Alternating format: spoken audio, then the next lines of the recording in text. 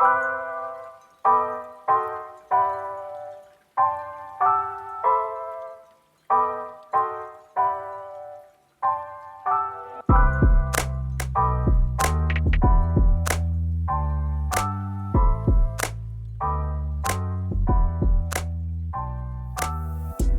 I want to welcome you to the next episode of the What Else Is New podcast. This one's a kind of a special guest for me. I've got actually this week, I have my son, Triston Graves, with me. What's up? I brought him in. This is kind of a loaded deal. He doesn't really know why he's here. It's kind of freaking him out. So, and all the guys are here that work for him or work with him. And so they all want to listen to this thing too. So Mace might have to leave the room. Yeah. So if I just look at him once, he's not looking at me now. He's looking away. So they're all going to freak him out. Yeah. But first of all, I want Triston to, this is a loaded deal. So okay. I want Triston to tell you guys what he does for Graves Golf. Give a little history of what you've done for the last couple of years for us. Okay. So you start with that. So in high school, I did a flip chart. The last couple of years? Oh, last couple of years, my bad. It all blends together at this point. So last couple of years, I guess I started painting porches. Is that recent enough? No, last 2 years, what have you done for Graves Golf? I came on as a graphic designer post-college. And since then, I've kind of evolved to being a video guy. I know how to do some very light web stuff and just whatever I can get my hands on that I can make, I prefer to do. Yeah. Okay. So all those guys are listening to this out there right now. All the guys that are listening to this, tell them what they see that you produce or associate with, or your group's associated with. So webinars, a lot of marketing media, any video, quick tips. I think the big thing that I started up since I've gotten here has been quick tips. Okay. You name it really. If it's a video, so on demand. Yeah, on demand is something that. Some of it is older media, but a lot of the newer stuff has been me. Yeah. Okay. How about the webinars? The webinars at this point are mostly me. We have Mason running the cameras. I'm the one on the boards. How about the SB30s? Single plane 30, same story. And what is it? What story is that? Story is I run the boards, which means I'm the one controlling who's what you're seeing, kind of all the graphics showing up on the screen, switching between cameras, that sort of deal. Kind of managing the stream behind the scenes. How about the quick tips? The quick tips. I was originally the one that was shooting and editing and planning all of them and doing that. But since Mason's come on, he's kind of taken over those. Okay. So what does Clayton and Mason do anyway? No, I'm teasing. Man. No, I'm teasing. There are other guys here. So as you guys see, so basically what the long story made short is Triston graduated college with a graphic design degree from Southern Nazarene University. And then he came in, and our videographer at that time, Keenan, a lot of you guys knew who Keenan was actually with us for 14 years. Yeah. And Keenan had come to us and said that he was looking to go to a different route. In fact, he became the voice of our Oklahoma City baseball team, the Oklahoma City Dodgers, which is a AAA club for the Dodgers. Keenan went out and became the voice. He was actually the mic guy. He was actually went out, which he's amazing at. It's a surprising route for him. Yeah, it was. He was amazing, but he was leaving, and Triston was about to graduate in a few months. And I was like, can we hold on and Triston come in here and kind of take that position over? So he took over for Keenan. So obviously he's been around us for Todd and I forever, for our whole lives, obviously. But so he took that over, and then he brought in Clayton, which was one of his good friends, his college roommate, and one of his buddies for a long time. And then another guy named Mason, who came in, who got work with Clayton and Triston, and they run this whole show here. But so anyway, that's what Triston's done the last couple of years with Graves Golf. But that's not what this webinar is about. So this was going to freak him out. Uh-oh. Let's hear it. So what I want to talk about is, I've talked to a lot of our guys out there, a lot of my guys, or a lot of our guys and gals that have gone to schools in the last years know your history, because Triston was a big baseball player in college. Triston was left-handed pitcher for Southern Nazarene University, SNU, and he played ball for him for 5 years. Am I right? Yep. So yeah, it was he went through the COVID year and had an extra year scholarship, and Triston had a full ride at SNU for 5 years and played a lot of ball for him, and actually played from the freshman year to his fifth year. And through the master's program. Yep, and obviously I was very proud of that. Yeah, so he actually got his master's program paid for too, which was great. So all you guys out there that have paid for college, it saved me hundreds of thousands of dollars, which was amazing. But I want to talk about one thing in particular, because I think this is actually a really good learning experience and a really good learning for you guys out there. And actually, I learned something from it at the time. I think, and I'll probably be corrected here if I'm wrong. Triston, trust me, will correct me. But I think this was his junior year in college, and it was in Arkadelphia. Against Washita Baptist. Mm-hmm. Okay. And you know where I'm going with this, sort of now? Okay. Yeah. And I'm going to give you the premise of the story, and then we're going to ask Triston some questions here because I want to get his thoughts on this. And this is why, guys, I didn't preload him on this. So you didn't know what we're going to talk about today, did you, Triston? I had some like ideas, I guess, but I kind of just put them behind. Just like, okay, we're just gonna free ball it. Yeah, I wanted to free ball this thing because I wanted to get to his real thoughts on this. Okay, but let me give you the premise of this. So obviously Triston played in a baseball team that was a big time baseball team, and they're in the GAT conference, and the GAT conference was basically covered Oklahoma, actually I guess a little bit of Texas, Oklahoma, Arkansas, went into Missouri at times. So really those kind of the states that were covered and played ball in those areas. And one of the rivals they had was Ouachita Baptist out in Arkadelphia, which is about 6 hours from here, from Oklahoma City, or from where their home field is.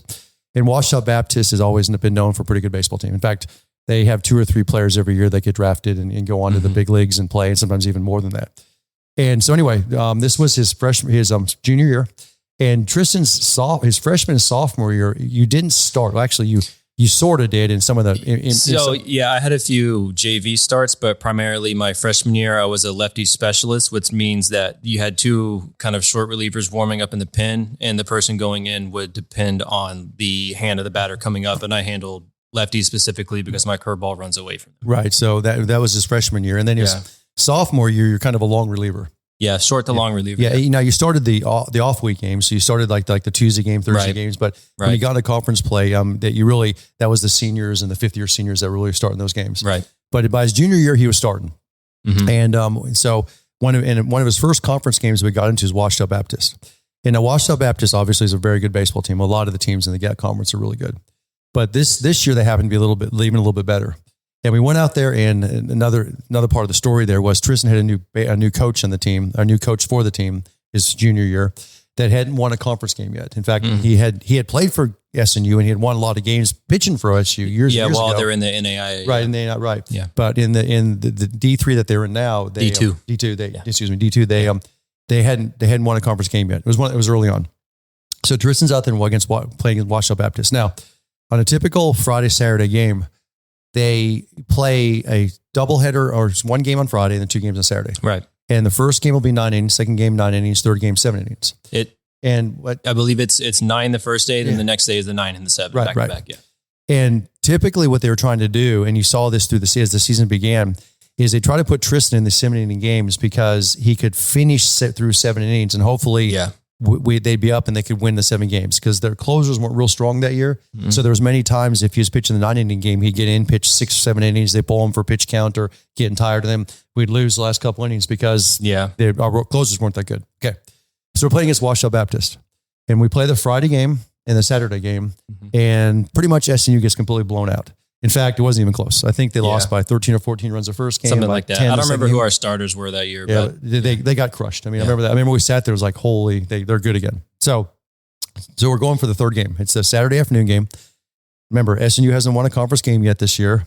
They've just got crushed the first 2 games, Ouachita Baptist, and Triston's getting on the mound at one of his first starts. Mm-hmm. Now, he had a couple before that, but this was a weekend against a GAT conference, big time team. Here we go. And Ouachita Baptist brings a lot of fans out. I mean, they're known for bringing their fans out too. So anyway, we go there, and Triston's on the mound. And so obviously Dad sitting in the fans and me being nervous, Mom's nervous, we're there, but Triston's going to throw a game. And so the first batter gets up to hit, to bat. And I'm thinking this is going to be a complete blowout. Triston throws a pitch. I don't remember what the count was. He throws it down the middle. And I'm sorry, Triston, but to this day, and it's been about 4 years ago. The ball hasn't come down. It was actually the first pitch I threw that game. The first pitch you threw, the ball's still in the air, still going over the center field fence. So if there's one thing you don't do as a pitcher, it's hang a fastball high over the middle. And sometimes that's just kind of how the first pitch goes. Yeah. You do your warm-ups, but it's never the same as when you actually start pitching. And I threw that first one high down the middle, and I couldn't have looked over my shoulder quick enough to keep up with it. It's been years now. It's probably been 4 years, 5 years since then. It's been a while now. Yeah. And like I said, I don't think that ball still come down. It might have left the solar system. I'm not sure. It was gone. Okay. So we're immediately down. I mean, we got up to bat. It was 1-2-3 when this is now the home inning, and we're down 1-0, and the ball has left the park going out fast.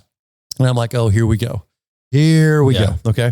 Well, I'll never forget this because one of the most proudest moments I had as a dad or watching you in athletics and as an athletic dad was I remember you didn't really turn around and look at the ball because you knew it was gone. Yeah. You walked off the back of the mound. Okay. I remember you punched your glove kind of put your hand in your glove. Yeah. You got in the mound. Okay. Now here's what I want you to do. I want you to this is like the Paul Harvey here. I want you to tell them the rest of the story, because by the end of the game, their coach, who has been coached for like 30 years, and your coach came to me and came to you and said it was one of the best games ever pitched that he's ever seen pitched. Okay. So tell me what process and what happened the rest of the game, because it was pretty shocking. And I want you to talk about, because most people, just think about it. You set out this place for basically 2 days and just got run over. Yeah. And then the first batter comes up and blows the ball out of the park. I can tell you right now, 99% of athletes, even good athletes, would have thrown their shoulders down and said, here we go again. We're done. We're done. Okay. And lasted 2 innings, been blown out and done. Yeah. But you didn't do that. No. Tell them what you went through. I want the people out there to hear what they went through, because guys, this is the same thing you can go through when you get in that first tee and you top that first ball, when you get in that first hole and all of a sudden you make a blow up hole in the first hole, or all of a sudden you're out there and you're all excited to play the round of golf and all of a sudden you blow it in the water off the first tee. Okay. That's basically what happened here. Yeah. I mean, you topped that first tee shot. Okay. Yeah. Okay. Now talk about what you went through, because this is very unique. So you mentioned me walking off the back of the mound and hitting my glove, and it's kind of just like a thing pitchers do sometimes, where they just kind of pound the inside of their glove. I kind of do it like instinctively, but I remember I said to myself, good morning. That's why I said, just kind of like sarcastically, like, oh, good morning. This is my first like actual varsity start. I had faced some pretty good JUCO teams and kind of lower division teams. I forget what team it was that I threw against on JV, but they just had a bunch of like D1 kickbacks and dudes from the Dominican Republic. Altus, Oklahoma. Yeah. That was my first outing, and we lost, but I remember being like pretty satisfied with how I pitched. But yeah, that first pitch kind of just goes out. And when you've played baseball for long enough, especially in, college, where it's no longer like, maybe in high school, maybe the 4-hole, the 5-hole, those guys probably have the power to get it out. Maybe in college, it's the 9-hole can hit it out. The leadoff can hit it out. The dudes on the bench can hit it out. The fans in the stands can hit it out. It's just how it goes. It's true. Yeah. And, the ball goes out. And to be honest, I think what was going through my head was just like, it's just one run. Right. Like if you're going to give up a home run, like it's best to do it with nobody on. Right. Right. And so I think with me as a pitcher, I was very much, I don't want to say unfocused on it, but I kind of just was ready for the next pitch. So that's what I want to talk about, because now Triston's left-handed. He's a left-handed pitcher. And he's actually obviously a very good left-handed pitcher. So he's very right-brained. He's very much different than me and my wife. He's extremely right-brained. Okay. So it's a lot of times it's very hard for us to think like he does. Okay. But you told me that so many times for years and years and years when you were pitching that you didn't say it didn't matter, but I'm telling you right now, you walked what Mo called the alert attitude of indifference. Mm-hmm. Mo talked about playing golf with the alert attitude of indifference. And he said every time he played, the best he played, and he'd play with an alert attitude of indifference. And I'm telling you right now, you pitched with an alert attitude of indifference. And I believe that. And I'm telling you, I don't see that very often in golfers. I don't see that very often in athletes. But I can tell you right now, especially that game, to me, it was like, okay, I'm just going to make the next pitch the best I can. And then the next pitch the best I can. And what happens. Do you agree with that? Yeah. I mean, it's a new batter. I think the worst thing you can do, I mean, I guess generally in life, but in sports and as a pitcher, is for one pitch to go wrong. So I saw it happen all the time with the other guys that were throwing. That one thing goes wrong and then they're stuck on it forever and ever and ever. It's more about, that pitch gets hits out. So what? You got to let it go, because at the end of the day, there's going to be another batter that pops up. You're going to have another pitch to make. And I think for me, it wasn't even about, getting up there and striking the guy out every time. I just wanted to kind of just do my job. And I think it's also a big deal, because I remember one time I had a friend at the game one time, and he was watching the game, was another dad, and Triston was pitching. And Triston, I think you pitched 6 or 7 innings in the game. I don't remember the stats of this game, but you only had like 3 or 4 strikeouts, but you only gave up like 3 or 4 runs. Right. And it was all ground out, pop out, ground out. Mm-hmm. And I remember the game was over, and we looked at the stat sheet, and then you came and talked to us, and you talked about, yes, you did your job. And what was your job? Your job was to keep the ball in the park, was to keep the people in front of you, right? To keep the ball on the ground. Not to give the big ball. Yeah. I mean, you got 9 capable guys behind you. Right. And like, I wasn't really like, I didn't throw exceptionally fast. I threw about 86. Everything I had tail on it. I was always throwing movement. I was kind of weird, but my kind of goal was just like, the best batter to me just grounds out on the first pitch. Right. It's the best because it saves me a pitch. It saves me time. It means I get to go home quicker. like Get to go home. that sort of thing. Get off the mound faster. Yeah. Well, because I think that, so if I said right now, because that's what I want you to describe the guys out there, because this is like a round of golf. Remember, a round of golf is shot after shot after shot. Remember, then you can't control the next shot and you can't control the previous shot. You can only control what you're over right now. Right. But way too many golfers get tied up with what just happened or what's going to happen in the future. Like they may be playing the third hole, but they know the fourth hole is the hardest hole out there and they never made better than a bogey out there and they freak out before they ever get there. I never saw that with you out there. Okay. Cause you just put yourself, you went out there and one time you said you called it a job. Yeah, I know that, but you said you just dealt with the moment. And so talk about that for a moment, like so if I said right now, describe what being in the moment is. So this right brain guy who is a great left-handed pitcher, what did you mean by being in the moment? Being in the moment is not really worrying about like what happened before, what's going to happen after, like anything else, thinking about if you prepared right. You just kind of got to trust what's going on and know that you've trained correctly up until this moment to just go out there and execute. You don't really have to think. So when you say trust, okay, because that's a huge deal. Describe what you're trusting out there as a pitcher, because we'll relate this to golf. So like you said, trust. What are you trusting? I mean, I've been doing drills all week. I've been getting ready. I've been throwing flat grounds. I've been playing catch with my guys. I've been doing PFPs. There's a certain point where you got to just stop thinking about the execution because it kind of comes back around to bite you. If you're thinking about executing too much, you're going to mess it up. Right. The best people at anything do it almost subliminally. So, or we call instinctively, or what you call subconsciously. Right. So basically what you described is what we call practice B, practice A. And remember, I used to do this when we practice in the house, in the yard, is we go out and practice, and this is baseball. We go out there and we do drills. We do drills against the wall. We do, the towel drills. We sit there and do, we do all these drills. In fact, Triston would hate them. We do drill. We do drill upon drill upon, all right? And I'd hire coaches to do drills. That's really practice B type session. And then I'd stick you on a mound and we do practice A. And I'd say, okay, you got to hit this with the curve. You got to hit this with the, with the cutter. You got to hit this with the with the changeup. You got to hit this with the fastball. Am I right? And so then we're doing a practice A session. And then we come back in and do go practice B. Right. And it's exactly the same as golf. But I think a lot of guys in golf have the difficulty breaking down the practice B, the practice A. So they get in the golf course and the way they come back and they try to protect themselves, or the way they come back to, hey, I just hit a bad shot. They revert back to practice B. You follow me? Yeah. Here? So if you were going to give advice right now as just an athlete, okay, because you're a baseball player, how would you tell the guys to do that? What would you tell them to think about if they're out there? What would you tell these guys right now if they said, I can't get out of my way on the golf course? I'm always thinking fundamentals. What would you tell them?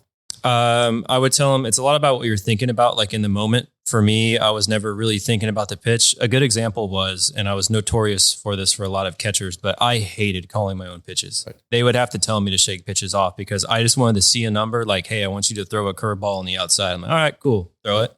Because I was never even really thinking about baseball when I threw. I was thinking about, I was singing a song in my head. I was thinking about what video games I wanted to play when I got home. I was thinking about like what me and my friends are going to be doing later. Like I just wasn't really, I'm not going to say I didn't care, but I wasn't like wrapped up in it. This is massive because I bring this up. And again, Triston wasn't pre-warned about this. And I wanted to get some true thought or some true feelings from him on this because that's so true. Because this is exactly what Mo described. Mo would go out on the golf course and he called it playing with an alert attitude of indifference. Okay. He'd say, I'm trying to get out of my own way. And what he'd do out there is he would recite poetry. He'd sing songs. He'd hum to himself. He did this continually. In fact, if you guys watch when he gets in the middle of a lot of demos, he'd go out there and you can watch his lips moving because he's reciting poetry. Mo loved to listen to self-help tapes. He'd listen to Tony Robbins and things like that. And he'd recite what Tony Robbins would tell him. Right. And he'd get in the mound and he's always thinking things in his head. In fact, if you listen to a lot of Mo's speeches that he gave, and we had Mo, do like presentations at times, he didn't really like them. He'd always recite poetry after poetry after poetry. So things he'd memorized. Okay. So that's what Triston's basically saying. So, but that leads back to my first question with you.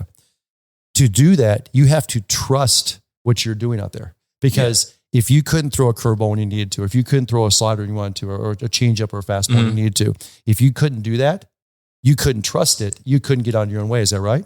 Yeah. I mean, I think the thing too is like, if you're having trouble executing something one day and you go out the next day and you don't work on what you were struggling to execute, I think you're just setting yourself up for it. And as long as you're setting yourself up to go out there and just play a good round, or at least like I was always out there just trying to like do what I was going to do and trying to have fun while doing it. Right. I think I always had fun regardless of winning and losing because I was out there with my teammates. I came around to enjoying baseball, but I think kind of early on, I was just doing it because it was where I fit in. Right. Well, it's interesting because honestly, when Triston got out of high school, and Triston was an all-stater in high school, and he was actually the first all-stater from his college. from his high school, and he had some good offers when he got out of high school and so on. And I remember talking to you in high school, obviously, and I honestly think you wanted to quit. I mean, it was close to wanting to quit. And it was just because he played so much ball. I mean, traveled all the summer. I mean, in fact, he just traveled, obviously, like a lot of kids do now this day. But I also remember after your freshman year, I think it was your freshman year, you came to me and said you were so glad that you had stuck out with the team because that was your group. Yeah, it was. I mean, a lot of the guys I still talk to now, right? Like Hugo Kanabuchi, Christian Dent, David Gustafsson. Those are dudes from my first year that I still talk to. That was 6-7 years ago. And I'm still talking with these guys. I mean, hell, I'm going to be in the wedding of one like pretty soon. Of course. Yeah. So yeah, but guys, it doesn't, here's the deal. And we talk about this a lot, and this is why I wanted to bring Triston up here, and I'll bring up here again in the future, but I wanted to talk about this because I mean, obviously that was a proud dad. The long story made short in that game is that Triston went in that washed up Baptist game, and you gave up 3 hits the entire game. Yeah. There was that home run the first inning, and I think that was the only run that scored that game. Yeah. It was the final score 6-1. Yeah. He pitched 7 innings. Only 2 other batters got on base. They weren't by walks. One was by an error. One was by a good hit. But you gave up 3 hits in the entire game. And they ended up again. This team actually ended up going on to win the conference that year. He won 6-1. And at the end of the game, their coach, first of all, our coach was ecstatic because it was his first GAC win. Yeah. And, it was a big time deal, and we were all ecstatic, but their coach walked up and said it was the best game that had been pitched against him in a long time. And he was just so impressed with it because first of all, it was about, because I remember that also what you did is, the other thing Triston did is he gave up a fastball for a home run, and for 6 or 7 more innings, you didn't throw another fastball, did you? So, I threw some, and it's just kind of like a moment of, you kind of realize I've really got to I got to lock in for a second. Yeah, I just remember junk upon junk upon junk upon junk. It was also a windy day, so if you can get them to make bad contact, they'll get themselves out. That was kind of the plan. But I do remember that even you got into, sometimes you were going you're 0 or 3-0. And you weren't throwing the fastball in the middle. It was still a curveball to get. No, I mean, if you can't throw a curveball on 3-0, then are you really trying? You know what I mean? So anyway, but that I would never. So yeah, I just remember that because it was one game, and the reason I brought it up is because it could not have been started worse. Absolutely could not. There's no possible way it could start worse. The first pitch of the game is parked. Yeah, and against a team that just crushed you the previous 2 games, and they're a very good team. And then for you to get in there and actually throw basically a 2-hitter the rest of the game, and against the same team, and they were not putting in their B teams or C teamers new. They wanted every game because this is a team that's trying to win the conference, trying to go into the road, trying to go win the GAC conference and win nationals and so on. Yeah. So yeah, it was amazing. But guys, listen to what he said there, because and it's a lot of things that we talk about, like in our Alert Attitude of a Difference school and our mental game with Paul Monahan and so on. We talk about this a lot, is that you've got to figure out a way when you get in the golf course, especially when things get down on you out there. And it does. I don't care who you are. Even if you're Scotty Scheffler playing around a golf. Guys, Scotty Scheffler just won the Tour Championship and shanked a ball on the golf course. Listen to me. In front of 1 billion people, literally. He shanked a ball out of the bunker. And then what did he went on to do? He went on to birdie the next 3 holes. Now think what I just told you there. Yeah, I dare you guys to go on a golf course and shank a golf ball and then hit a good shot the next shot. Okay? Now do it in front of 1 billion people, for playing for $25 million. I mean, think about that. Well, what type of position? It's the same thing. There's no difference there. Think about it. It's the same thing as giving out that first home run out of the park. You got to figure out a place to put yourself. You got to be able to figure out a place that you can put yourself to relax. You got to figure out a way to get out of your own way. Because if you can do that and you can trust what's going on out there, and you can trust you've put in the work, you can do well. I mean, guys, I cannot tell you how many times we were with Mo Norman, and Mo would watch somebody we're teaching or working with. And we'd ask Mo, can you give us some advice? And Mo would say, get out of his own way, get out of your own way, get out of your own way. And the person looked at him like, I want to know about my grip and my setup, my takeaway, position 1. And he's like, get out of your own way. And he's saying, you're being too hard on yourself. You're making it too difficult on yourself. Yeah, the game, or like in the case of golf, the round is not the time to be thinking. It's the time to be executing what you've been 100%. doing. And that's why we always talk about that golf, and we'll talk about this in the future again, but golf is the best players play it as a reactionary sport. Right. So when you go out there, you're reacting to the conditions, you're reacting to how hard the ground is, where the pins are, what the wind's doing. There's a million things going on out there that you got to react to, which if you get out of your own way, you can. But if you're out there worrying about your grip, your setup, your position 1, what's going on out there, you can't get out of your own way and you're going to be in trouble. And that's what I saw. I mean, we'll end it a little bit here, but I want to talk that down a little bit. So tell me what you felt like when that game was over. Tell me when that game was over, I did exactly what I would have done if we would have lost it 9-0, got mercy ruled out. I went home and I went back to the hotel room and played old school RuneScape all night. Yeah. So no matter whether you won or you lost. Yeah, it was just, I didn't put like a lot of stake in it. You know what I mean? It was something I had done for a long time. I was trained. I was ready. It's for me, like if I think about stuff too much, I'll just think myself into a hole. So at some point you learn to stop doing it. Right. You know, so the last thing here, if I said, if somebody came to you right now and said, you keep saying, stop thinking, you're not stopping thinking on the mound. Right? No, you're not. So, okay. So what are you thinking then? Well, it's not that you stop thinking, it's that you start thinking about other stuff. Okay. You distract yourself. Like for me, I would get a song stuck in my head, or like I said, I'd be thinking about like video games and stuff, or like just whatever was on my mind. Right. I was just out there thinking about it. I was chatting with my catcher. I was chatting with my dugout. Right. When my walkout song came on, I was jamming with it. Right. You know, I was just out there having fun and just out there, not, it's so easy to stress yourself out in those situations and just kind of slowly spiral down. One thing leads to another. It's a negative feedback loop that you can get yourself into really easy. But if you kind of just detach yourself from the situation and almost like just kind of go somewhere else, you'll be fine. I think that's so true. And notice what else he said there. And that was the other thing, is that you got to have fun doing it. And you know, you don't have to be playing great golf to have fun. You don't have to be playing, throwing a no-hitter to have fun. Yeah. You can lose and have fun. That's the whole thing. I mean, you give it your best effort, you can have fun doing that. And that's the biggest thing.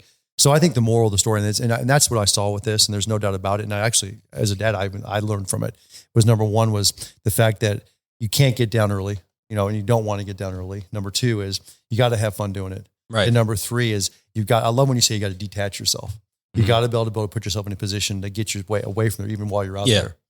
So because there's going to come another pitch, there's going to come another batter, there's going to come another tee box, there's going to come another hard putt. It's always going to keep coming. So you got to just like kind of relax, just kind of handle it bit by bit, piece by piece. And then when you're done with it all, when it's all over, when the day's over, or the pitch is over, or the round's over, or the thing's over, you just got to ask yourself, did I give it my best shot? Yeah. Did I go out there and I do my best? Did I have fun? If so, good. Are there any things I can work on? Okay. How do I work on those things? And then you kind of train up and get ready for the next one. And it's just a cycle. It's a loop. It's a loop. I like it. Yeah. All right. So I want to thank Triston for being with us today. I want to thank him for being part of this. We'll do it again. I may even have to pull Mason and Clayton up here eventually and have some talks with them. You don't want the creative team. Yeah, I don't want the creative team. Yeah, this is all those left brain. There's all those right brain guys. We'll talk about Batman for about 30 minutes probably. Okay. So anyway, thanks Triston. Thanks for being part of this today, and we'll talk to you guys real soon. Yeah.